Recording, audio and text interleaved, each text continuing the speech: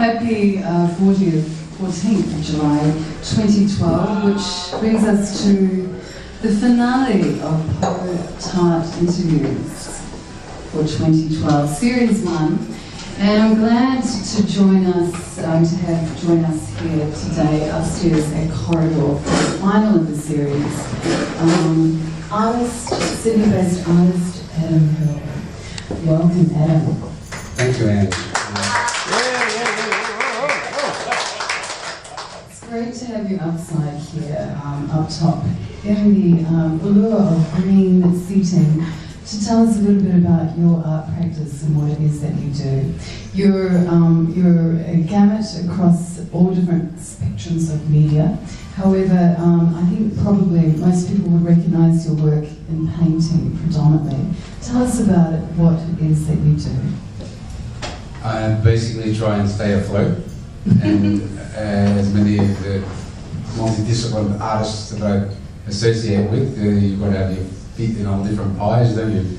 So I've decided to embark on a grand expose of myself as a gamut. What a great word, that's the word of the afternoon. Probably a gamut. A GG, more to the point. Anyway, I've decided to, use a bit of reverse psychology in this little cliquey art world that we live in Sydney town. And that is by entering whatever competitions I'm entering with a different genre. And if I haven't already had a hand at it, I'll invent a new one. So it's about trying to be unrecognisable, like as an alias every time you enter an exhibition, because I think we need to broaden our scope in appreciating the grand diversity. And as you all know, my ethic has been for a long time to kind of get outside the corral that we're kept in, and the only way to do that is keep the judges on their toes constantly. Well, these judges are about, not just within the arts industry as art critics, but also in the political climate that we find ourselves in. Intervention is something that is lapping and knocking at our doors at the moment, and one of the key sort of subjects that you are quite passionate about. Redfern is a place that you're familiar, and it's a place that you've worked at. It's close to you as a person and artist. Tell us a little bit about how important it is for you to put out and communicate sort of specific messages that go beyond discrimination and racism, but possibly reaching into the humanist aspects of what it is that we are today. Well, it's been an important element for some time now. Of course, the more workshops I'm doing with kids in schools nowadays, the more requests there is for speciality of being Koori and working with Koori kids, because that gap that they're all trying to close seems to be widening, just as the beaches are eroding in southern Sydney. And so it's like, where do you go? You go from a withheld child within a conformed curriculum to despondent youth running from police, then to being 1 in 4 people in jail in this continent. So it's of extreme importance that I try and reach the kids at school point and trying to encourage them to practice any of the multidisciplinary arts I'm involved in terms of making a comment when they leave school. And just yesterday I met with a group of Koori kids and, you know, trying to encourage, like, there are other ways you can put your comment out there on the street, other than tagging. Tagging, they'll lock you up and beat you if you're black.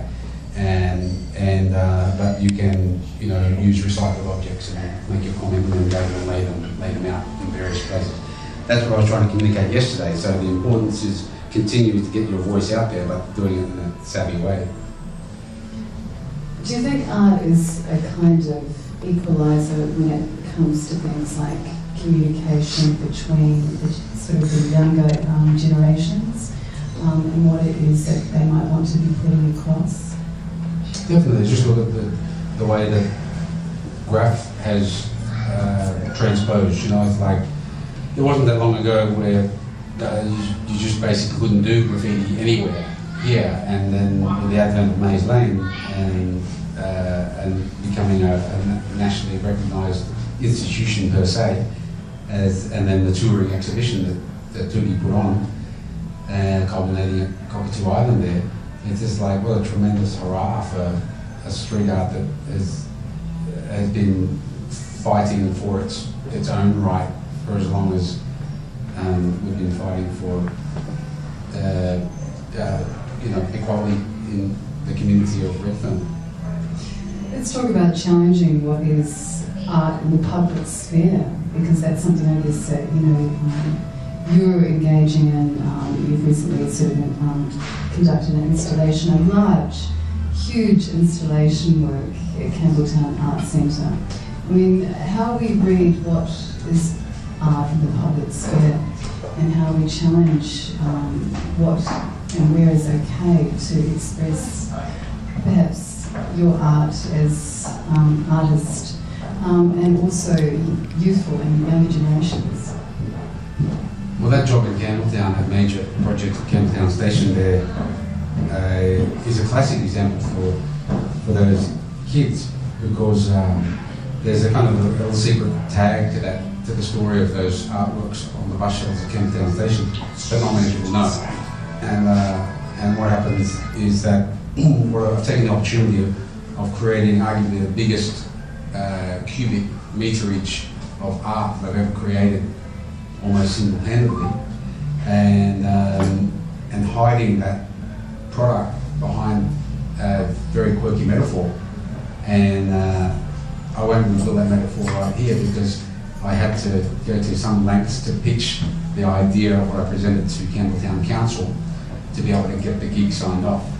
And it was a tremendous honour in being accepted by not only the Campbelltown Council but Darrell elders out there.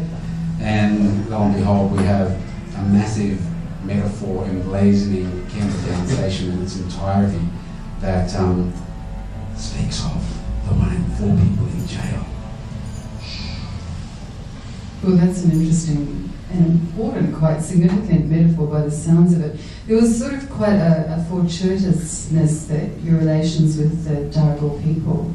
Perhaps you can just tell us about that syncopation and how that meant for you and meant for them, and putting this work together and putting it out there.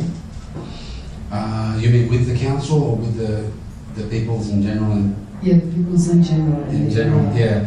Well, fortunately, I had a bit of a reputation with Campbelltown community, and particularly the Kooris out there, from having worked in schools out there in the past and touching through art the students that I was working with. So it became a familiar face when it came to being suggested to tackle this job. And so in the process, we did a fantastic thing out there at the Art Centre, and that was run a few workshops with local students to re-familiarise them. So they would come in and I'd run them through this new practice that I'm making, and then show them what they produced will, in a few months' time, be adorning the whole entire Campbelltown Station. And so hopefully they remember what I spoke about in the workshops about the 1 in 4 people in jail. And then now they kind of these high school kids are catching buses up front these artworks, just going, yeah. It's quite a condemning statistics. You're on the forefront when you travel throughout the country of seeing what really is, not just statistics, but actually really what is going on. What's your thoughts and feeling in terms of art and culture in general, and how that's sort of, and how important that is for youth today?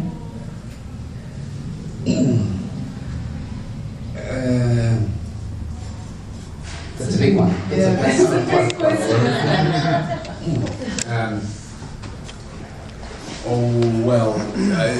Back in reference to the job camera camera, there's a number of levels and layers in the metaphors that are produced in an artwork out there. As simple as it may appear, it's layered in a couple of ways, and one of the important ones in being the current art practice that I'm making, which is using recycled materials and fallen eucalyptus gum tree in creating a stylized kind of, I call them 5D because it's 3D and 2-dimensional as well, and so just another idea I have of attempting to escape being pigeonholed in the entrance to any competitions that exist. Is it a sculpture work or is it a painting? It's both, and I like to watch how they will be difficult to fit into categories, these artworks.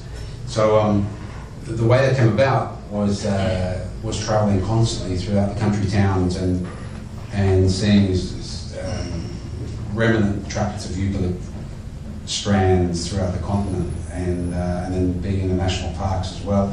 So constantly being surrounded by eucalyptus, and it took me back to my early days, and the very first thing that I produced were actually like bush-style walking sticks, like personally painted walking sticks made out of spotted gum from the south coast around Wreck Bay.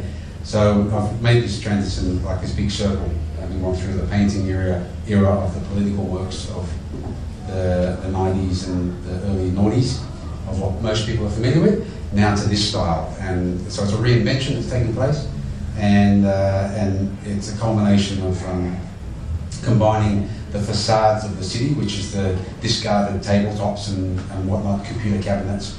They're now my canvases, and it's a combination of those and the eucalypt that I bring in from the bush. So one of the main metaphors that I covered up, the 4 people in jail theory, is that it's rejuvenating the city, the urban landscape. So whereas we once took out the eucalypt strands and built housing estates, which is prevalent in Campbelltown, now I use the eucalypt to regenerate the bush in an artwork.